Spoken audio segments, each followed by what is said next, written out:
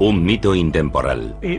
Fue el acontecimiento religioso más importante de la religión mesopotámica durante los siguientes 3000 años. O un hecho histórico. Los efectos de una bomba atómica en cada metro de su trayectoria. El fin del mundo. Para algunos, cuestión de fe. Es un conflicto global entre Dios y las fuerzas del mal.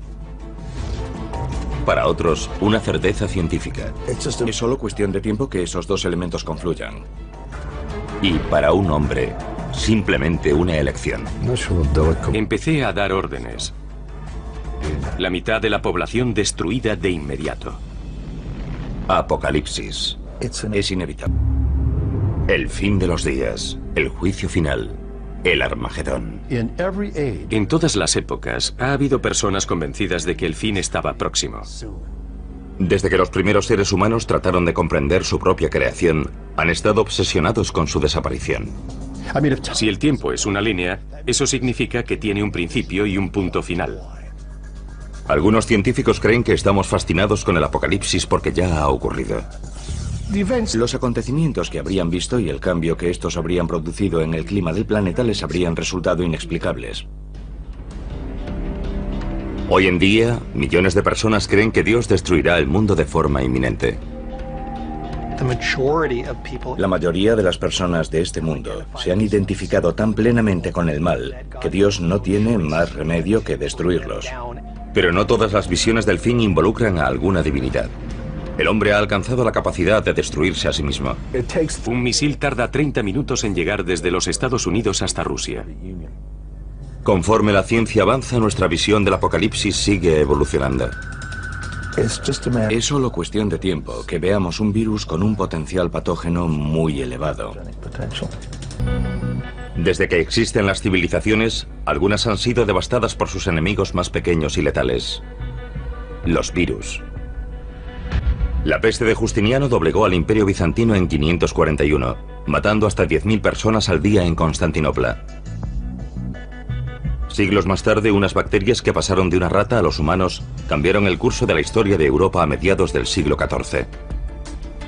La peste negra acabó con 75 millones de personas, un tercio de la población mundial. Se calcula que en 1918 la gripe española mató a 15 millones de personas en 2 años.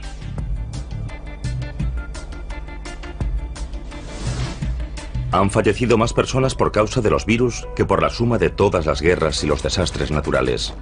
Sin embargo, olvidamos constantemente el pasado, como si no quisiésemos afrontar la posibilidad de una pesadilla futura.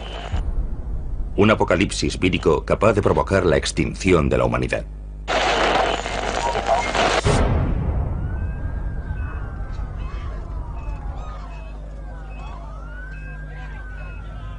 Es inevitable. El planeta está mucho más poblado. Somos mucho más interdependientes. Nos trasladamos continuamente y los virus pueden propagarse del mismo modo y aprovechar la oportunidad de recombinarse con otros virus. C.J. Peters, ex jefe del Departamento de Patógenos Especiales del Centro de Control de Enfermedades, luchó por todo el mundo durante más de 3 décadas contra los llamados virus emergentes. En la actualidad trabaja para impedir que escapen a nuestro control nuevas enfermedades no identificadas. Cada vez tenemos más contacto con el mundo natural que nos rodea, especialmente con monos, que son cazados en la selva y consumidos como alimento. Esos primates contienen virus que están intentando continuamente entrar en nosotros, por así decirlo. En 2003, Peters colaboró en gran medida a evitar en Taiwán una catástrofe causada por el virus del SARS, síndrome respiratorio agudo severo. Algunos virus se contagian entrando en contacto con la sangre o los fluidos corporales de un paciente infectado. Pero con el virus del SARS basta con una tos. Fue una situación extremadamente peligrosa, un virus capaz de propagarse por todo el mundo. La tasa de mortalidad de la variante del virus del SARS de 2003 fue solo del 10%, pero se propagó rápidamente. El paciente que dio origen a la epidemia fue un médico que cayó enfermo en China y que viajó a Hong Kong en busca de tratamiento y se registró en un hotel. Otros huéspedes de ese hotel propagaron el virus por todo el mundo. Vietnam, Singapur, Alemania, los Estados Unidos, Irlanda y sobre todo Canadá. El virus se propagó partiendo de una única persona en ese hotel literalmente por todo el mundo. 8.000 infecciones más tarde, la Organización Mundial de la Salud formuló una serie de recomendaciones para los viajes. Por suerte, la propagación de la enfermedad fue detenida antes de alcanzar proporciones planetarias. Millones de personas tuvieron que usar mascarillas y ser puestas en cuarentena. Pero hay innumerables virus letales que mutan constantemente, buscando nuevas combinaciones para penetrar en los seres humanos y propagarse más rápido. Uno de ellos es el virus del ébola. Tiene una tasa de mortalidad muy elevada, del 50 al 90%, dependiendo de su virulencia. Y el virus del ébola circula por la naturaleza, principalmente en los murciélagos. Rara vez se propaga a otras especies, como la humana. Cuando lo hace, los resultados son devastadores. En 1976, un maestro de escuela de Yambuco, en el Zaire, la actual República Democrática del Congo, regresó de un viaje por las zonas rurales con mucha fiebre. Le diagnosticaron malaria y recibió tratamiento. Comenzó a vomitar sin control y después a sangrar por la nariz, la boca y el ano. Finalmente comenzó a sangrar por los ojos y la piel conforme sus órganos comenzaban a licuarse. 14 días después había fallecido. En pocos días, 318 personas de su entorno manifestaron los mismos síntomas. 280 de ellas fallecieron poco tiempo después. Se han producido 18 brotes de ébola en África durante las 2 últimas décadas. La más reciente en Uganda, en diciembre de 2007. Si bien cada brote de ébola aporta una mutación ligeramente diferente, el virus aún no ha aprendido a transmitirse por el aire. Los virus tienen la misma única finalidad que todas las especies, y es la de propagarse. Es un problema que todas tienen que resolver, pero si el ébola consigue superar esa barrera, tendremos un serio problema. En 1989, el virus ébola superó una de esas barreras. Entonces trabajaba en Fort Detrick, Maryland, en un laboratorio, el Instituto de Enfermedades Infecciosas del Ejército de los Estados Unidos. Y uno de mis colegas entró con una microfotografía y me preguntó, ¿qué crees que es esto? Y le dije, una microfotografía del virus del ébola. Y dijo, ¿y si te dijera que procede de un mono de arresto en Virginia? Y contesté, joder.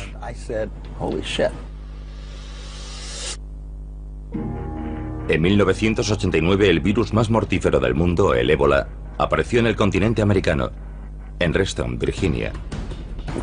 Cuando nos enfrentamos a una enfermedad para la cual no tenemos tratamiento ni vacuna, debemos tomar medidas extremas.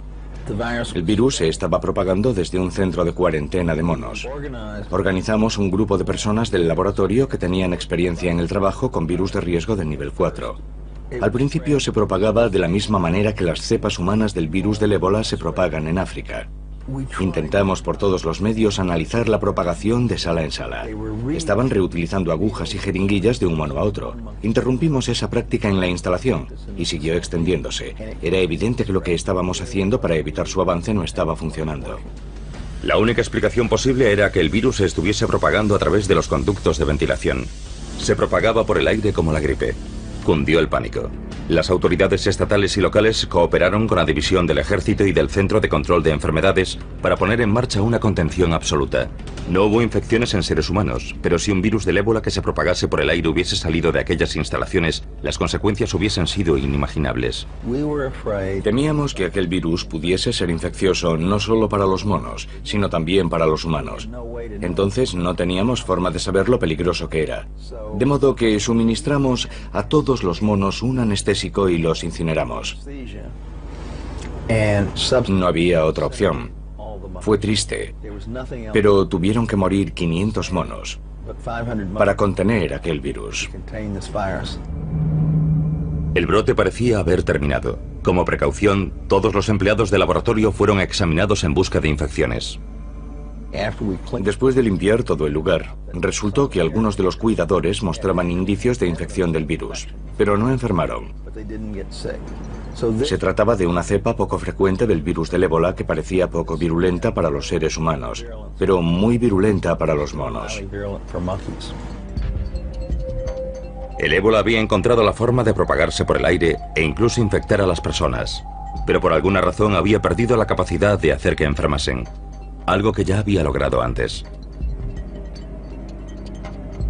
¿Cuándo podría tardar un virus como el ébola en añadir un arma más a su arsenal y alcanzar la capacidad de desencadenar un apocalipsis vírico a escala planetaria? Si analizamos los brotes de nuevas versiones de enfermedades ya conocidas y de enfermedades nuevas, vemos que sin duda han aumentado en los últimos 50 años. Personalmente, creo que seguirán aumentando y que también su porcentaje seguirá aumentando. Los factores que causan esos brotes están creciendo y lo están haciendo de forma exponencial. Todos. El transporte aéreo, el transporte marítimo, el tiempo. Todos los factores están creciendo de forma exponencial y eso aumenta las probabilidades de que surjan nuevas enfermedades. No sabemos el número de virus diferentes que hay en el mundo. Sabemos que hemos contado e identificado unos 2000 aproximadamente. Ese es el número de virus que conocemos. Y millones y millones y millones de copias de cada uno en cada uno de ellos se están reproduciendo y dando lugar a mutaciones, minuto a minuto.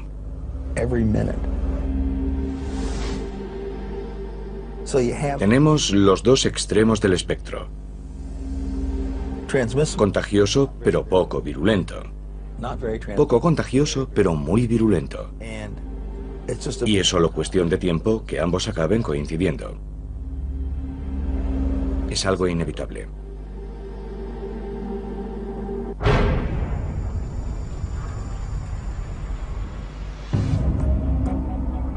Quizá la versión más aceptada del apocalipsis sea la de una destrucción causada por Dios. En todos los años y todas las décadas, en todo momento, hay personas en algún lugar del mundo con carteles diciendo que el fin se acerca. Vendamos nuestras posesiones y huyamos a las montañas. El judaísmo, el cristianismo y el islam comparten una visión del fin. Un día del juicio final durante el cual el mundo será destruido y los elegidos lograrán la vida eterna. Esa concepción apocalíptica que tanto ha influido en el judaísmo, el cristianismo y el islam procede en parte de la antigua Persia, de los antiguos zoroastrianos. Los zoroastrianos de aquella época a menudo tenían una concepción dualista. El mundo es el campo de batalla de la lucha entre el bien y el mal. Ya en el siglo XII a.C., los zoroastrianos creían vivir inmersos en un conflicto entre el orden y el caos. Finalmente el orden prevalecería, señalando el final del tiempo y la reestructuración del universo. Uno de los aspectos más interesantes desde el punto de vista apocalíptico es el hecho de que, por lo general, durante los momentos de aflicción y angustia, el apocalipsis es muy popular. En la actualidad, las profecías sobre el fin de los días han generado una megaindustria. Libros, programas de televisión y radio transmitidos a todo el mundo generan decenas de millones de dólares para los pastores armagedonistas solo en los Estados Unidos. Pero ¿cómo concilian los armagedonistas su vida cotidiana con la creencia en un final inminente? Jesús vendrá. Dios vendrá y destruirá el mal en todo el mundo. Steve Wolber tiene 49 años y es un pastor del fin de los días. Es el propietario de White Horse Media, un grupo cristiano que crea programas de televisión y radio sobre la relevancia del fin de los tiempos. Actualmente está escribiendo su 16º libro sobre las profecías. La mayor parte de su trabajo se ha centrado en uno de los libros de la Biblia, el Apocalipsis. Lo que captó mi interés no fue solo la historia de su vida, sino el libro del Apocalipsis y el concepto de que las profecías no solo predijeron que vendría una vez, sino que regresaría. El mal está por todo el mundo. En el Apocalipsis hay misterios que necesitamos comprender. Existen organizaciones cristianas por todo el país, yo diría que cientos, y muchas de ellas se centran en las profecías, como la nuestra. Pero nosotros creemos que muchas de ellas no comunican una información precisa. Una de nuestras especialidades es separar los hechos de la ficción en las profecías de la Biblia y los acontecimientos relacionados con el fin de los tiempos, y ofrecer una perspectiva más general. Lo que nos diferencia es la verdad. Envíenos sus preguntas. Hoy hablaremos del Armagedón, del libro del Apocalipsis. Steve no llegó a la devoción religiosa por el camino más directo. Como muchos otros adolescentes de los años 70, el cristianismo no era en absoluto una de sus prioridades. Crecí en Hollywood Hills, en un hogar judío muy laico. No sabía nada de Dios ni de la Biblia. Cuando tenía 14 años, un amigo me ofreció un cigarrillo y me pasé 6 años fumando marihuana. La marihuana me llevó al alcohol, y a la cocaína y al LSD. 2 de mis amigos murieron por sobredosis de drogas. Con el tiempo empecé a pensar que estaba yendo en la dirección equivocada y necesitaba ayuda. Un día estaba en Palm Springs con un grupo de amigos durante unas vacaciones de primavera. Había una camioneta y en la parte trasera iba un grupo de cristianos. Les dije, soy ateo. Uno de ellos me oyó, me apuntó con su altavoz y me dijo, eres un idiota. Cuando llegue el día del juicio descubrirás que estás en el bando equivocado. Recuerdo que escuché aquello y me quedé atónito, con la boca abierta. Mis ojos se abrieron espiritualmente y vi a Jesús como el Mesías. Cuando lo vi, tomé por fin una decisión. Eso ocurrió hace 29 años y desde entonces no he vuelto a consumir drogas ni alcohol. Cada día a las 5 de la tarde Steve sale de su oficina de Fresno y conduce 40 kilómetros hasta su casa en las montañas. Ser padre me ha enseñado mucho sobre mi Padre del Cielo. A mi hijo y a mí nos encanta salir a plantar semillas. Pasado un tiempo, podemos ver su fruto. El tomate, el calabacín o los guisantes. Y el fruto está conectado a la raíz. Las raíces espirituales del mal del mundo son sobrenaturales. Esas raíces son Satanás y sus ángeles. Cuando veo a mi familia, a mi hijo y a mi hija, tiemblo al pensar que crecerán en este mundo. El verdadero mal está ahí fuera.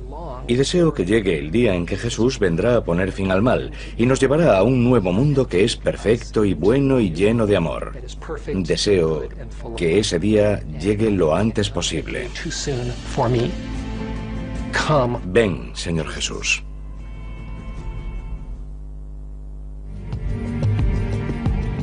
Steve Wolber lleva casi 30 años interpretando la Biblia como una receta para el fin del mundo. Y no podría estar más entusiasmado al respecto. Steve se reúne periódicamente con otros pastores del fin de los tiempos en una mesa redonda para poner de manifiesto que las profecías bíblicas sobre el fin del mundo están ocurriendo ahora mismo. Sabemos por Lucas 21 que Jesús predijo que habría indicios, que se producirían grandes acontecimientos no solo en la tierra, sino en el mundo que nos rodea, que nos están diciendo que el gran día está próximo. Mateo 24 nos ofrece una verdadera lista. El versículo 6 nos dice, y oiréis de guerras y rumores de guerras, y habrá pestes y hambrunas y terremotos en diferentes lugares. Ya lo estamos viendo. Ha habido un terremoto en China. Creo que han quedado 80.000 personas bajo los escombros. Hay quien dirá que ya hemos sufrido terremotos y guerras antes, pero creo que en estos tiempos los estamos viendo con más frecuencia. En todo el mundo se están produciendo simultáneamente una sucesión de desastres cada vez mayores. Centrémonos en Lucas 25, en el rugido del mar y las olas. Jesús nos dice que los corazones de los hombres les fallarán por miedo, y la principal causa de muerte en los Estados Unidos son las enfermedades cardíacas. Y nos dice que Babilonia, la potencia llamada Babilonia, trataría de unir de nuevo al mundo. Si alguien ha hecho 10 predicciones y 9 de ellas se han cumplido, sería un buen indicador de que la 10ª también está en camino. Y en Lucas 21 Jesús dice, cuando veáis ocurrir todas estas cosas, sabed que está cerca, incluso a las puertas. Ya casi es el momento. Tras décadas de investigación, Steve Wolber cree saber la gran verdad sobre cómo se desarrollará el fin de los tiempos. Se trata de un conflicto global entre Dios y las fuerzas del mal. En algún momento se producirá algún tipo de crisis global. Cuando todos hayan escogido entre Dios y el diablo, se cerrará una puerta en el cielo. Y la Biblia dice, y los reunió en el lugar llamado Armagedón y las ciudades de las naciones cayeron. Y eso incluye Tokio, Moscú, París, Los Ángeles, incluso Roma. Aparecerá una señal en el cielo. La gente mirará hacia arriba y pensará, ¿es un pájaro? ¿Es un avión? ¿Es un satélite? ¿Qué es? Se acercará más y más y será nada menos que Jesucristo llegando en un caballo blanco para liberar a su pueblo y rescatar a los que se han levantado por él, rodeado de ángeles, miles de millones de ángeles. La trompeta sonará, los ángeles invadirán la atmósfera y luego reconstruirá un nuevo cielo y una nueva tierra. A ver, cariño, ¿quieres que coja yo la caña?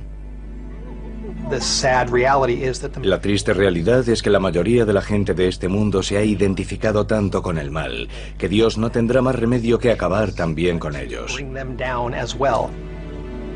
A pesar del sombrío futuro, Steve ha logrado equilibrar su vida laboral y familiar.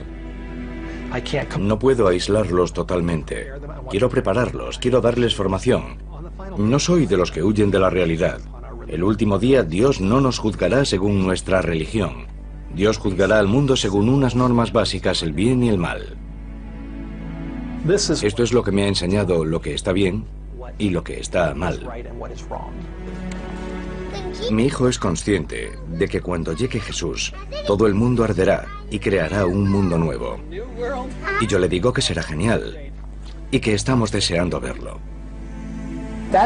Esa es la buena noticia. No temo el Armagedón. Rezo al Señor. Si eso es lo que hace falta para poner fin al mal, adelante. Estoy listo.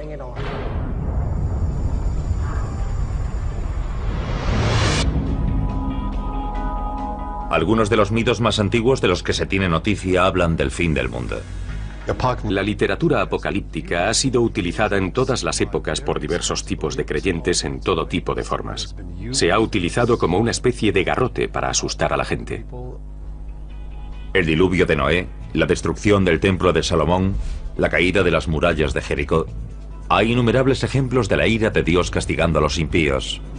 Todo este simbolismo es una forma de hablar sobre un acontecimiento que hará temblar la Tierra y el cosmos. Porque, después de todo, lo que se nos dice es que se producirá una intervención divina, y eso tiene que ser importante. Pero una de las historias sobre destrucción divina destaca sobre todas las demás, la de Sodoma y Gomorra. En ella se nos dice que Dios las borró de la faz de la tierra. Las ciudades de Sodoma y Gomorra probablemente están bajo las aguas poco profundas del sur del Mar Muerto. No tenemos ninguna prueba irrefutable de la existencia de esas ciudades, salvo bloques de sal y cosas parecidas. Según la Biblia, los habitantes de Sodoma y Gomorra tentaron la ira de Dios. La Biblia dice que Sodoma y Gomorra se habían entregado a la carne y a la inmoralidad, y que Dios destruyó ambas ciudades enviando fuego y azufre por causa de tal corrupción. Aunque no sepamos dónde están las ciudades de Sodoma y Gomorra, su historia pervive.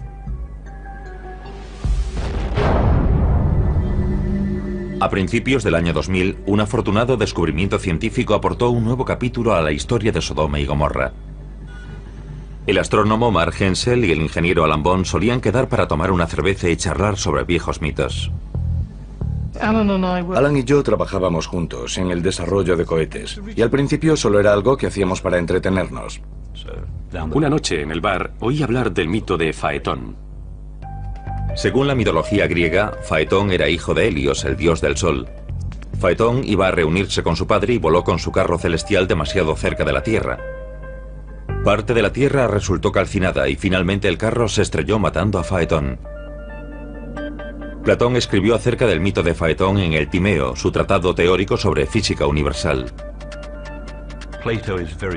Platón deja muy claro que el mito de Faetón no es un mito, sino algo que ocurrió realmente. Un sacerdote egipcio contó a uno de los antepasados de Platón que los objetos celestes son inestables y a veces ocurren esas cosas. Bond descubrió que otros mitos contenían referencias similares a objetos abrasadores que caían desde el cielo, diezmando regiones del antiguo Mediterráneo, entre ellas la supuesta ubicación de Sodoma y Gomorra. Buscamos otros mitos y leyendas que pudiésemos relacionar con ella e intentamos agruparlos según el lugar en donde ocurrían o el aspecto que pudo haber tenido un fenómeno celeste para dar lugar a un mito de este tipo. Algunos mitos hablan de fuego en el cielo, mientras que otros hablan de devastación en la superficie. Uno de estos mitos es la historia de Deméter, la diosa griega de la cosecha. Cuando su hija Perséfone fue raptada por Hades, el señor del inframundo, Deméter la buscó en vano por la tierra. Descuidó su deber de cuidar los cultivos y su pena dejó un rastro de tierra abrasada. La teoría de Alan y Marr era que muchos de estos mitos se refieren a un único cataclismo que sucedió hace milenios, y las antiguas leyendas podrían, de hecho, haberse originado tras el impacto de un asteroide con la Tierra. Mark y Alan estudiaron el firmamento, analizando imágenes de satélite de la NASA en busca de impactos que respaldasen su teoría. Alan tiene un conjunto de programas que desarrolló para otro proyecto, y pueden ofrecer una imagen en la que vemos la trayectoria de objetos cruzando el cielo. Pero no tenían constancia de un cráter de impacto en el Mediterráneo. Entonces vieron un misterioso accidente geológico en los Alpes austriacos, cerca de la ciudad de Kessels. Un deslizamiento de tierra de 5 kilómetros de longitud y medio kilómetro de profundidad. No es el rastro habitual del impacto de un asteroide, pero podría ser el resultado de un objeto que hubiese llegado con una trayectoria muy baja. Hemos aprendido que algunos de estos objetos de baja densidad se fragmentan en la atmósfera y no dejan un cráter, pero pueden causar graves daños en la superficie. Cuando conoces la trayectoria con la que pudo llegar ese objeto, te das cuenta de que en ese lugar ocurrió algo muy especial. Era una buena teoría, pero Bond y Hemsel carecían de pruebas suficientes para llevarla del bar a la opinión pública. Pero entonces encontraron una pista notable. La imagen de una antigua tablilla sumeria del Museo Británico conocida como el Planisferio. Inmediatamente me puse en guardia y pude ver que en aquella curiosa tablilla sumeria figuraban muchas referencias como la constelación de Piscis, que aparecía con mucha claridad. Era un documento con muchos elementos astronómicos. Nos dice cómo era el cielo aquella noche, cómo estaban situados los planetas, las posiciones de las constelaciones en el cielo.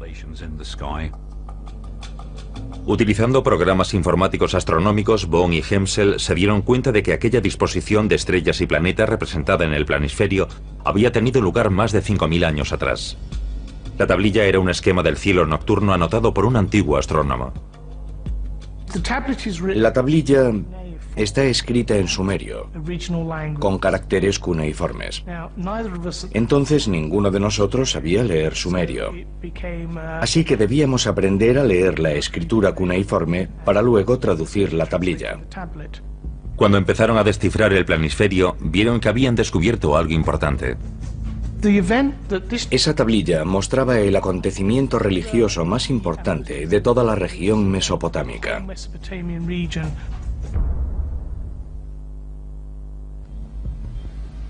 Dos científicos británicos seguían el rastro de un antiguo impacto de asteroide que había devastado el Oriente Próximo y que podía ser la fuente de decenas de leyendas apocalípticas, entre ellas la destrucción de Sodoma y Gomorra.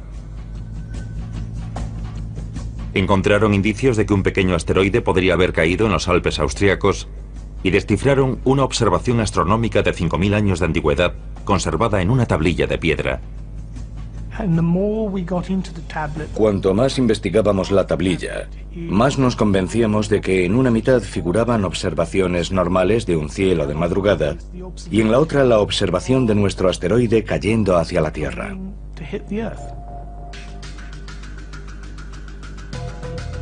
El objeto fue visto durante unos 4 minutos y medio. Se parece a la Luna, pero su tamaño es una décima parte.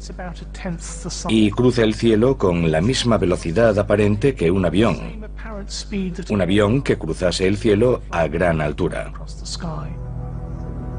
Era la venganza de Dios cayendo sobre Sodoma y Gomorra. Un asteroide con un diámetro de más de 1 kilómetro acercándose a la Tierra a 14 kilómetros por segundo.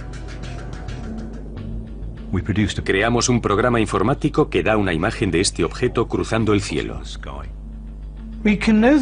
Conocemos la fecha y la hora con un margen de 10 minutos, porque se trata de una observación muy precisa.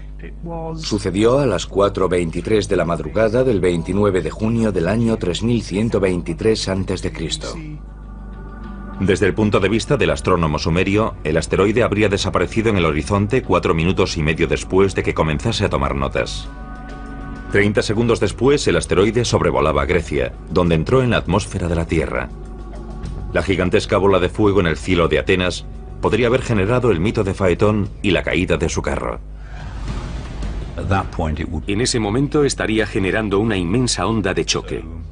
En el momento en que estuviese en el extremo norte del Adriático, estaría produciendo cada 10 metros de su trayectoria el equivalente a una bomba atómica de la Segunda Guerra Mundial en términos de rendimiento explosivo. Y cuando estuviese sobre los Alpes suizos, acercándose a Keffels, podríamos compararlo con una bomba atómica en cada metro de su trayectoria. Y en las últimas fases de su vuelo, roza la cumbre de una montaña llamada Ganskogel, que se encuentra en la parte occidental del valle. El asteroide roza la cumbre de 5 montañas y luego explota en el aire con la potencia de 1000 bombas como la de Hiroshima.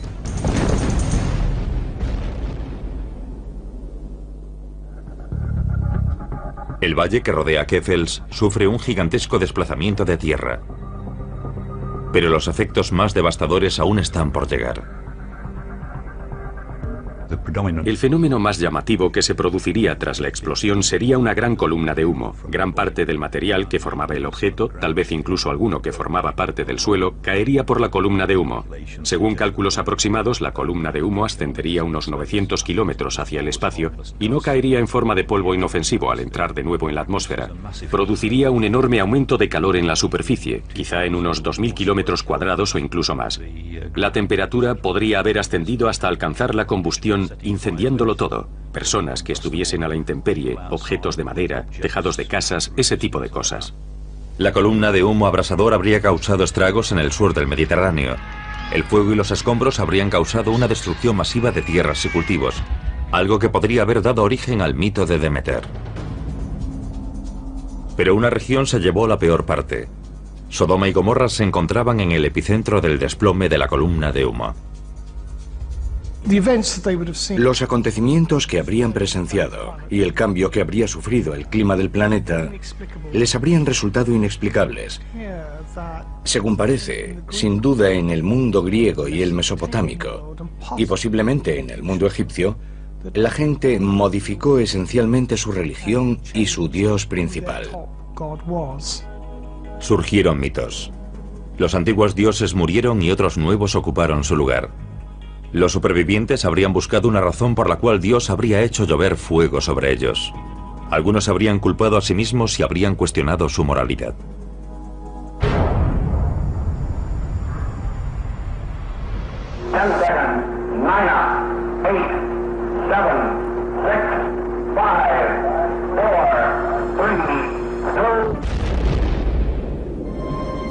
En el siglo XX, la humanidad se enfrentó a la amenaza de una guerra nuclear. El mundo podía llegar a su fin con solo pulsar un botón.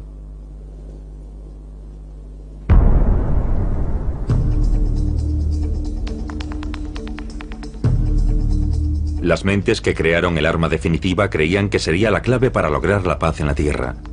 Su argumento, que el miedo a las represalias impediría el primer ataque. Su error fue poner el futuro de la humanidad en manos de máquinas. Hemos vivido 4 incidentes que han estado a punto de provocar una guerra nuclear de forma involuntaria. El 9 de noviembre de 1979, 4 centros nucleares del mando estadounidense registraron un ataque nuclear soviético a gran escala. El Pentágono se puso inmediatamente en alerta máxima. El personal responsable de lanzar nuestros misiles intercontinentales había recibido la advertencia de que podía tratarse de un ataque real. La verdadera causa de la alerta dejó en ridículo al Pentágono. El turno de noche realizó un simulacro para entrenar a los técnicos y dejaron la cinta del programa dentro del equipo. El turno de la mañana no lo sabía, y lo primero que vio fue cómo lanzaban cientos de misiles soviéticos contra ellos. A continuación, comprobaron los datos procedentes de los satélites, según los cuales no había sido lanzado ningún misil, y dijeron que nadie hiciese nada. Después del incidente de la cinta de entrenamiento, se aplicaron nuevos protocolos de seguridad. Pero menos de un año después, las alarmas volvieron a saltar en las mismas pantallas. Un chip de ordenador que costaba 30 centavos se quemó. El centro de mando estaba viendo que 100 misiles los estaban atacando, lo que provocó una reunión de evaluación de amenaza nuclear. A pesar de las mejoras constantes, los ordenadores de alerta temprana estaban funcionando a su máxima capacidad. Un misil tarda 30 minutos en llegar desde Rusia hasta los Estados Unidos o desde los Estados Unidos hasta Rusia por el Polo Norte. En aquel entonces, tanto los Estados Unidos como la Unión Soviética estaban paralizados en un punto muerto nuclear. Los misiles podían lanzarse cada vez más rápido y a la menor provocación, y los soviéticos estaban intentando poner en marcha un sistema de alerta temprana con el que poder detener un primer ataque de los Estados Unidos que pudiese acabar por completo con su arsenal nuclear. A principios de 1983, Stanislav Petrov era teniente coronel de las Fuerzas de Misiles Estratégicos Soviéticos, especializado en el desarrollo de un sistema de alerta nuclear por satélite, diseñado para detener un primer ataque estadounidense. Después de graduarse, fue enviado a una nueva instalación de alerta temprana, Serpukhov 15, situada cerca de Moscú. Cuando llegamos, solo había unas pocas casas. Nadie sabía nada. No había nada. Tuvimos que empezar todo desde cero. Trabajábamos en el edificio principal, donde se desarrollaba el sistema de alerta Cometa, un sistema espacial bastante complejo. El satélite orbitaría cubriendo la zona que estaba bajo la amenaza de los misiles de los Estados Unidos. El nuevo sistema ruso de alerta se componía de 9 satélites que observaban la superficie de los Estados Unidos. Cualquier lanzamiento sería detectado rápidamente mediante la observación de las estelas de los cohetes sobre el horizonte. Al menos esa era la idea de los soviéticos. Teníamos una pantalla de reconocimiento que ocupaba una pared entera y mostraba todo el planeta y el territorio de los Estados Unidos. En ella aparecía el alcance de sus misiles. Había exactamente 1000 misiles en 6 bases. La tarde del 29 de septiembre de 1983, el coronel Petrov se hizo cargo del mando de Serpukhov 15 como oficial de guardia. Hicimos el trabajo de rutina y el tiempo iba pasando. Hacia las 10 de la noche habíamos terminado de cenar y tomar el té. Nuestro turno estaba terminando cuando algo irrumpió en la órbita. Todo iba bien. Estábamos preparados para cualquier imprevisto. Y sucedió uno de esos imprevistos.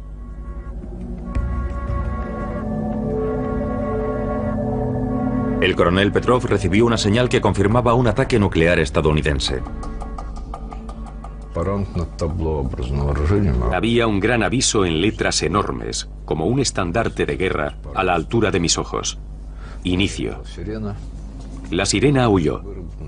Empezaron a llegar informes sobre el lanzamiento de un misil desde los Estados Unidos de América. La primera reacción fue de sorpresa. Acababa de ocurrir algo para lo que debíamos estar preparados. Tenía delante un indicador y a su izquierda se iluminó el alcance de uno de los misiles estadounidenses. Junto a él aparecía un 1 que indicaba el lanzamiento de un misil.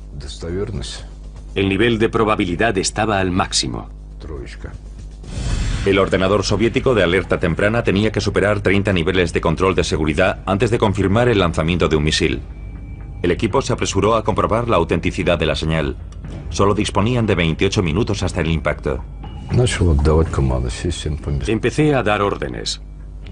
Todos a sus puestos, comprueben todos los parámetros, hagan esto y lo otro, según las instrucciones. Todo parecía confirmar el lanzamiento salvo una cosa. No había sido confirmado visualmente. Superar los 30 niveles de defensa era algo serio. Debido a la falta de confirmación visual, Petrov decidió esperar antes de informar al alto mando militar de lo que estaba sucediendo. Yo era la primera fuente de información y existía el riesgo de que, en cuanto tomase la decisión de que aquel lanzamiento era real, el resto de la cadena de mando siguiese ciegamente mis conclusiones. Es lo mismo que sucede en un gallinero. En cuanto el primer pollo se pone en marcha, el resto lo sigue por todo el pueblo. Petrov fue incapaz de encontrar ningún fallo en el sistema y la situación empeoró. Saltó otra alarma. El sistema indicó otro misil. Y luego un tercero, cuarto, quinto. Todo en 5 minutos. Ahora los monitores superiores indicaban un ataque con misiles. Petrov debía tomar una decisión, una de las más importantes de la historia. Cuando se produce un lanzamiento masivo es imposible pasarlo por alto.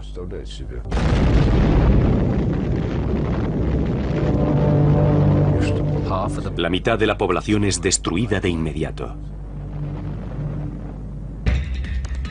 Habían pasado ya 12 minutos. Si Petrov hubiese informado entonces al alto mando, este solo habría dispuesto de unos minutos para aconsejar al secretario general Yuri Andropov si debía lanzar un contraataque. Tuve que tomar una decisión. Decidí que era una falsa alarma. Finalmente decidí que sería menos perjudicial clasificar los cohetes detectados como falsas alarmas.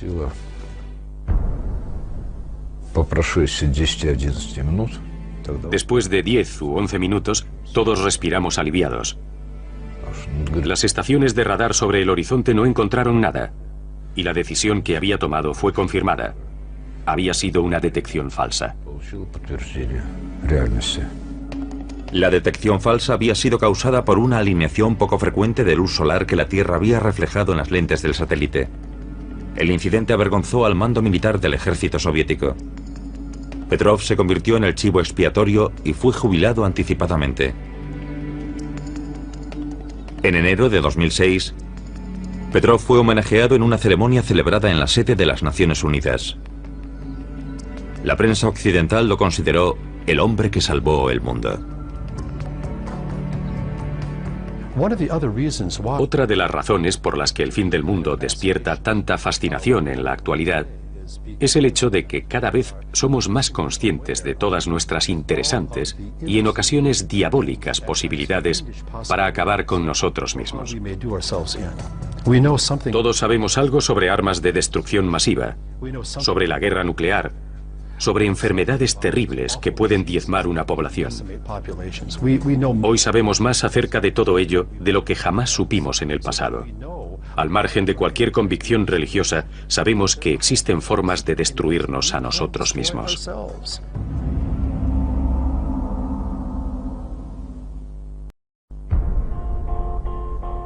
Un mito intemporal.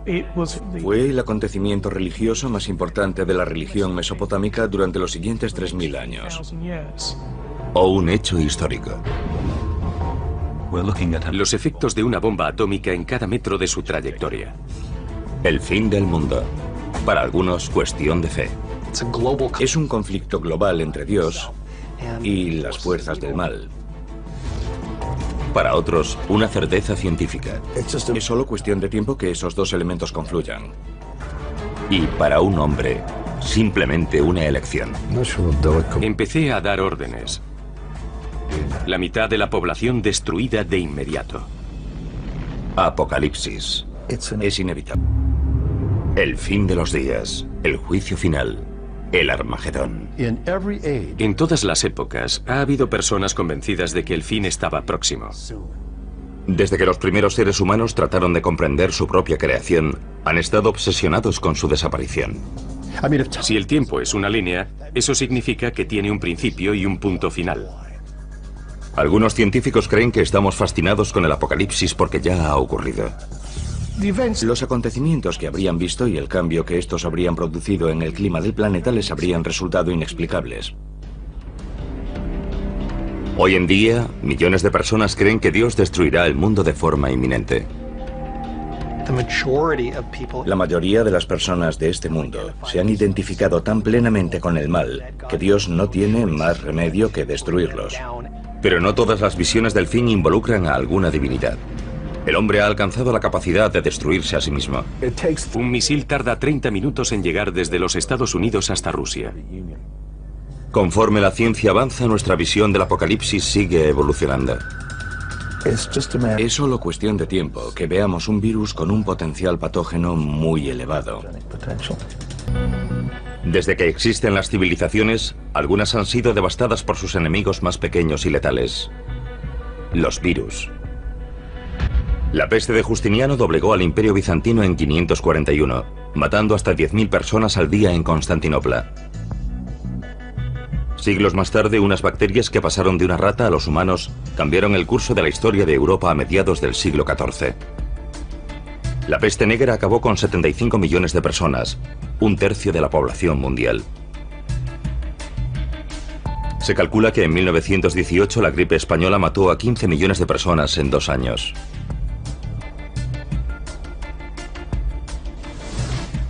Han fallecido más personas por causa de los virus que por la suma de poner en marcha una contención absoluta. No hubo infecciones en seres humanos, pero si un virus del ébola que se propagase por el aire hubiese salido de aquellas instalaciones, las consecuencias hubiesen sido inimaginables. Temíamos que aquel virus pudiese ser infeccioso no solo para los monos, sino también para los humanos. Entonces no teníamos forma de saber lo peligroso que era. De modo que suministramos a todos los monos un anestésico y los incineramos. No había otra opción. Fue triste, pero tuvieron que morir 500 monos para contener aquel virus. El brote parecía haber terminado. Como precaución, todos los empleados del laboratorio fueron examinados en busca de infecciones. Después de limpiar todo el lugar, resultó que algunos de los cuidadores mostraban indicios de infección del virus, pero no enfermaron. Se trataba de una cepa poco frecuente del virus del ébola que parecía poco virulenta para los seres humanos, pero muy virulenta para los monos. El ébola había encontrado la forma de propagarse por el aire e incluso infectar a las personas, pero por alguna razón había perdido la capacidad de hacer que enfermasen, algo que ya había logrado antes. ¿Cuándo podría tardar un virus como el ébola en añadir un arma más a su arsenal y alcanzar la capacidad de desencadenar un apocalipsis vírico a escala planetaria? Si analizamos los brotes de nuevas versiones de enfermedades ya conocidas y de enfermedades nuevas, vemos que sin duda han aumentado en los últimos 50 años. Personalmente, creo que seguirán aumentando y que también su porcentaje seguirá aumentando. Los factores que causan esos brotes están creciendo y lo están haciendo de forma exponencial. Todos. El transporte aéreo, el transporte marítimo, el tiempo. Todos los factores están creciendo de forma exponencial y eso aumenta las probabilidades de que surjan nuevas enfermedades. No sabemos el número de virus diferentes que hay en el mundo. Sabemos que hemos contado e identificado unos 2000 aproximadamente. Ese es el número de virus que conocemos. Y millones y millones y millones de copias de cada uno en cada uno de ellos se están reproduciendo y dando lugar a mutaciones, minuto a minuto.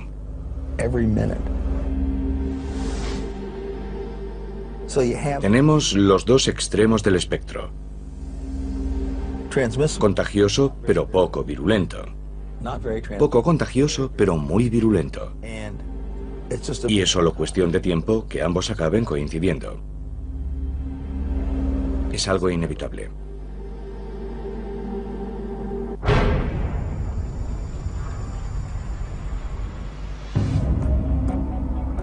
Quizá la versión más aceptada del apocalipsis sea la de una destrucción causada por Dios. En todos los años y todas las décadas, en todo momento, hay personas en algún lugar del mundo con carteles diciendo que el fin se acerca. Vendamos nuestras posesiones y huyamos a las montañas. El judaísmo, el cristianismo y el islam comparten una visión del fin. Un día del juicio final durante el cual el mundo será destruido y los elegidos lograrán la vida eterna. Esa concepción apocalíptica que tanto ha influido en el judaísmo, el cristianismo y el islam procede en parte de la antigua Persia, de los antiguos zoroastrianos.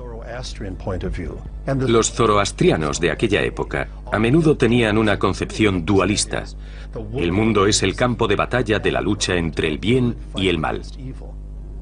Ya en el siglo XII a.C., los zoroastrianos creían vivir inmersos en un conflicto entre el orden y el caos. Finalmente el orden prevalecería, señalando el final del tiempo y la reestructuración del universo. Uno de los aspectos más interesantes desde el punto de vista apocalíptico es el hecho de que, por lo general, durante los momentos de aflicción y angustia, el apocalipsis es muy popular. En la actualidad, las profecías sobre el fin de los días han generado una megaindustria. Libros, programas de televisión y radio transmitidos a todo el mundo generan decenas de millones de dólares para los pastores armagedonistas solo en los Estados Unidos. Pero ¿cómo concilian los armagedonistas su vida cotidiana con la creencia en un final inminente? Jesús vendrá, Dios vendrá y destruirá el mal en todo el mundo. Steve Wolber tiene 49 años y es un pastor del fin de los días. Es el propietario de White Horse Media, un grupo cristiano que crea programas de televisión y radio sobre la relevancia del fin de los tiempos. Actualmente está escribiendo su 16º libro sobre las profecías. La mayor parte de su trabajo se ha centrado en uno de los libros de la Biblia, el Apocalipsis. Lo que captó mi interés no fue solo la historia de su vida, sino el libro del Apocalipsis y el concepto de que las profecías no solo predijeron que vendría una vez, sino que regresaría. El mal está por todo el mundo. En el Apocalipsis hay misterios que necesitamos comprender. Existen organizaciones. Todas las guerras y los desastres naturales. Sin embargo, olvidamos constantemente el pasado, como si no quisiésemos afrontar la posibilidad de una pesadilla futura. Un apocalipsis vírico capaz de provocar la extinción de la humanidad.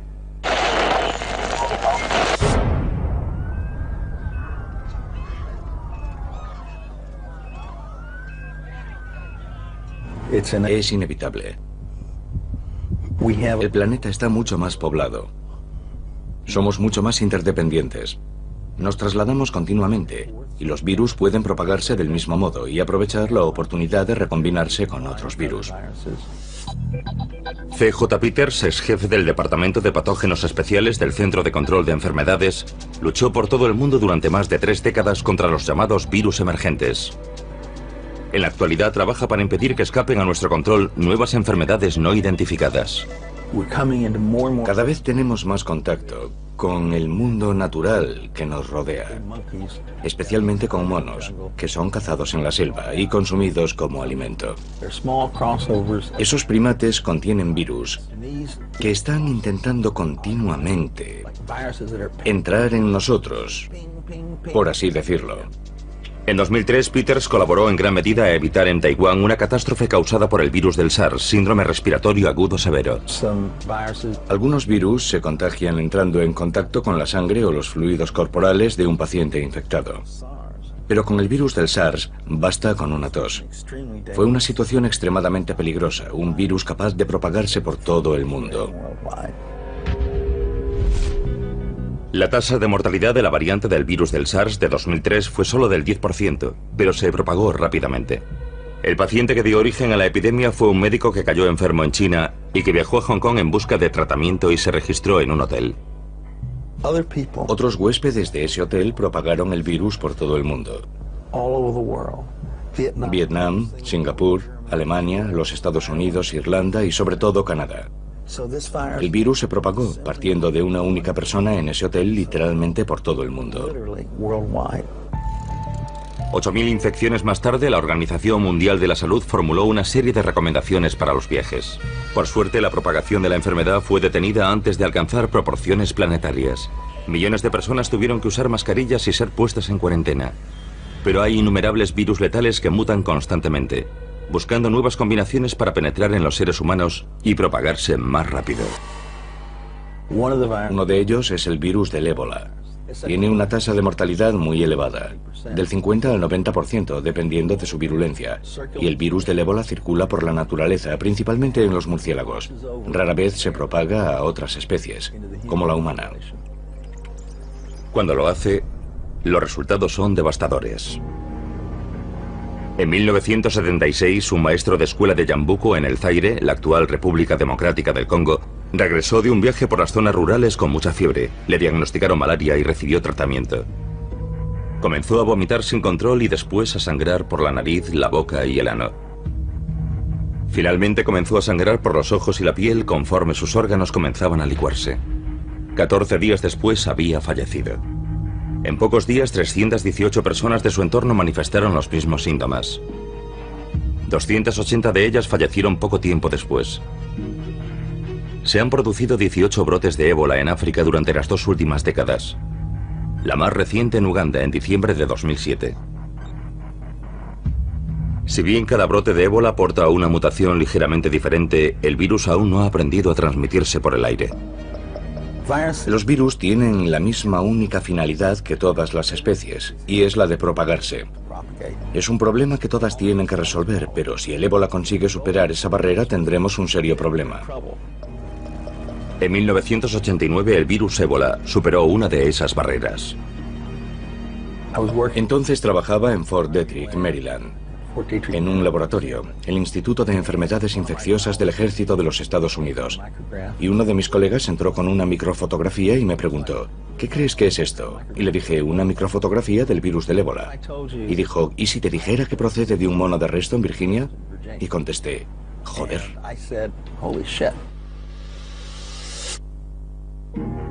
En 1989 el virus más mortífero del mundo, el ébola, apareció en el continente americano, en Reston, Virginia.